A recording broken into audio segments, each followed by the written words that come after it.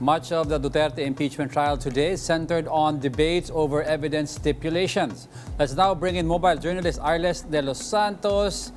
Arles, medyo naiba ang hearing today, no? Ang daming stipulations na nangyari. But ano yung pinaka-main point of contention kaya hindi halos natuloy ang testimony ng witness? Actually, Diego, no, ngayong araw nga nakatakda sana na humarap yung ika-4 na witness ng prosekusyon na si COA, ICFAO State Auditor na si Sailin Del Ocampo. Siya yung pumalit, no, kay Roderick Wamel nang umalis nga ito sa kanyang pwesto na siya naman nag-liquidate ng confidential at intelligence funds ng Office of the Vice President at Department of Education noong siya ang nakaupo. No? At kanina, kasama sa mga napag-usapan, Diego, ay yung pag-stipulate sana ng libo-libong mga dokumento ng defense team at ng prosekusyon na umano yung mga acknowledgement receipts, no, kaugnay ng mga paggamit or pinagamitan umano ng confidential funds ng OVP. No? Kanina nga tila nagkaroon pa ng push and pull patungkol dyan. No? At sabi kasi ng prosekusyon, kasalanan daw ng defense team kung bakit nga hindi na tugma o napag-match itong mga dokumento na ito, no, dahil binigyan daw sila ng pagkakataon noong pre-trial na plantsahin sana ito pero hindi raw nila ginawa yung bagay na ito, no. Pero ayon naman sa depensa ay hindi raw kasi nila makukumpirma kung kaparehas pa ba ng mga acknowledgement receipts yung laman at ipepresenta ng COA sa Senate Impeachment Court, no. Gayong nung ipinasa daw nila itong mga acknowledgement receipts sa COA, wala na daw nga silang kontrol doon at hindi nila alam kung parehas pa rin ba yun ng kanilang mga hawak. Yun nga, pumasok yung hamon ni Prosecution Counsel, Atty. Lorna Capunan, at sinabi na bakit daw hindi na lang gamitin yung mga acknowledgement receipts na nasa hawak ng depensa para daw mas mabilis yung mga mangyayari. No? And later on,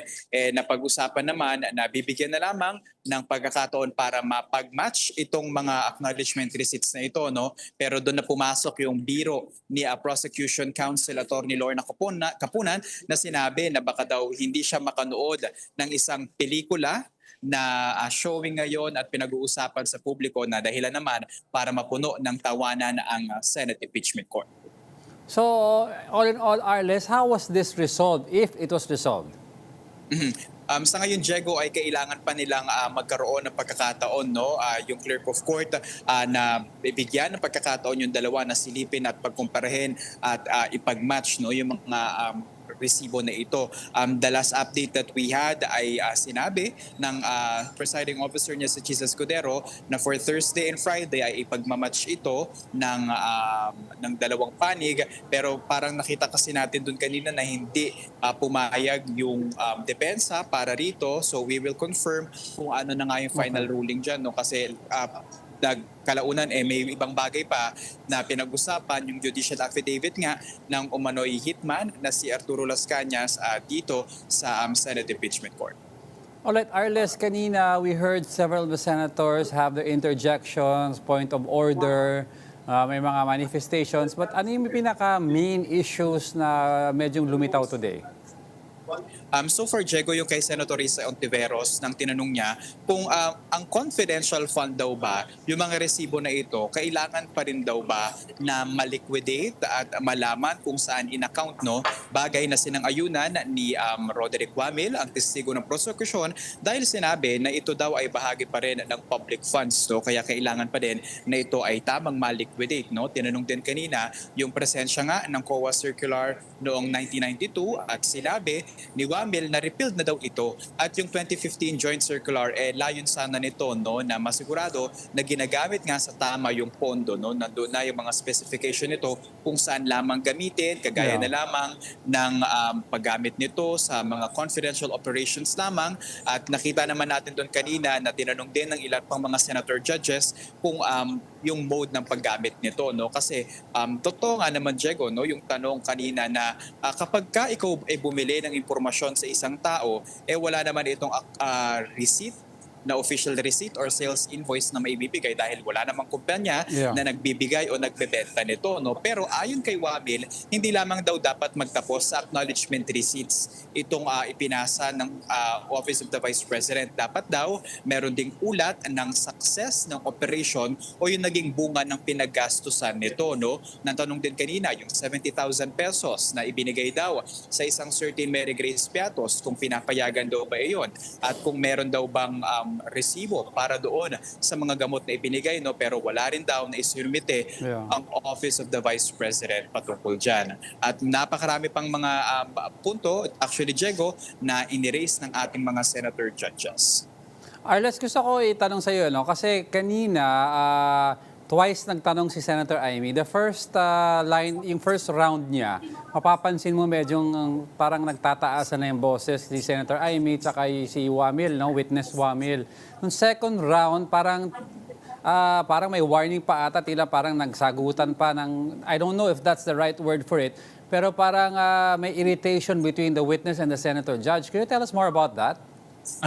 Diego, kasi doon sa ikalawang beses na pagtatanong ni Senator Judge Amy Marcos, no, ay ang kanyang punto kung sino daw ba yung head of agency, sino daw ba yung dapat maging responsible sa paggamit ng confidential funds kapag binigay na yung pera.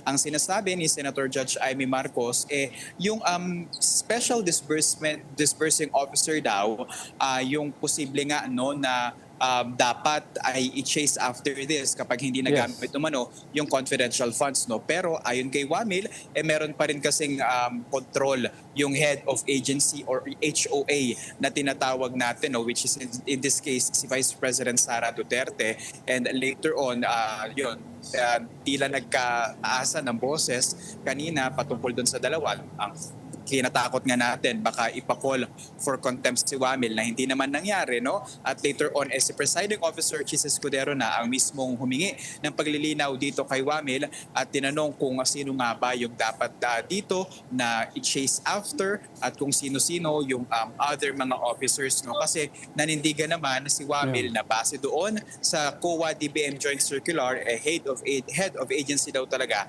yung kasama sa mga responsible sa paggamit ng confidential funds. Okay, Arles, ngayon may mga certain rulings na ginawa ang Senate Presiding Officer ng impeachment trial.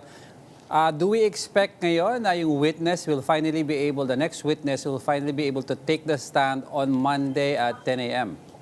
Yan ang ating inaasahan, Diego, at yan din ang gusto ni Senate Impeachment Court Presiding Officer Chis Escudero dahil yun sana yung point ng pagharap ni Del Ocampo ngayong araw pero naantala dahil nga sa ilang mga teknikalidad, no? Kasi doon sa pag-stipulate ng defense team, karapatan naman nila na hindi talaga mag-stipulate, no? Pero yung mga ARs kasi ayon sa prosekusyon, yun din naman yung pinasa nila sa COA. Pero syempre, duda ng depensa, baka daw hindi natugma, lalo pat wala na silang kontrol sa mga dokumento na ito nung kanilang isinumite sa COA, no? And inaasahan natin na mabibigyang lalim pa ni Del Ocampo yung mga naging notice of disallowance, yung mga naging AOM ng camp ng medyo dumating kasi dito ang ating mga defense team at ang prosecution, so medyo may tawanan. Pero yon, inaasahan natin na sa Lunes, Diego, ay magtutuloy-tuloy na yung pagtestigo nga nito ni Del Ocampo para sa Article 1 of impeachment o yung umano'y maling paggamit ng confidential funds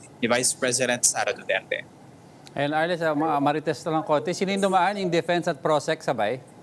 Actually, sayang sana nahila natin. Si Attorney Lorna Capunan dumaan dito kanina. And dito sa gilid, yung malakas na nagtawanan sina Attorney Powa at si House Prosecutor Joel Chua na ngayon nasa kanila mga kwarto na. Si Attorney Capunan ba may hinahabol na movie?